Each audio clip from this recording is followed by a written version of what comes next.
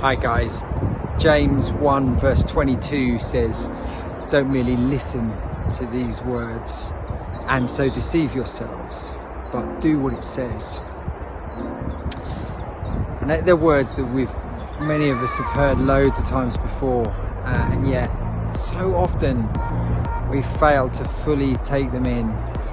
The Andy King translation says that if you really believe what the Bible's telling us, if you really trust God, and get off your backside, put into action what you really think right now, today, don't hold back, do what it says.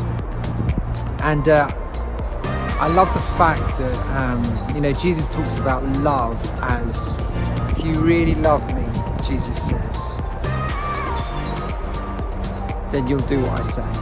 You'll obey my commands. If you really love me. Obedience comes off the back of love, doesn't it? And I think, I know that we demonstrate that love. We demonstrate how much we really care,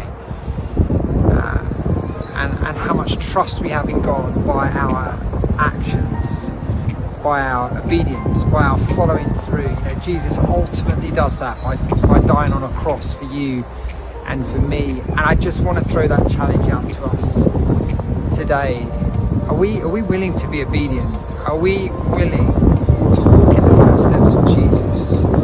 And this isn't just, there's just a few things I just want a little tweak and shift and change. This is a whole lifestyle choice. This is a culture shift that you have to make, that I have to make every day when we wake up in the morning. It's a shift of saying, I'm not going to do what the rest of the world is doing. I'm not going to follow that way. I'm going to choose to obey Jesus Christ. I'm going to choose to trust in the creator of the universe, which in so many levels seems so basic and so simple, and I guess it is, but it's hard. It's hard to follow through, and so there needs to be that sense of continually asking for God's grace and God's Spirit, God's Holy Spirit to work in us, and for us to be reminded of the deliverance that we have in Jesus. Romans 7, I'm reminded of Paul's words where he talks about, I do what I don't want to do and I don't do what I want to do, and he says, but thanks be to Jesus Christ, my deliverer. And that's not my deliverer for the future, that's not just my deliverer for time to come, but that is my deliverer for right now. So trust God, obey him, and do what he says.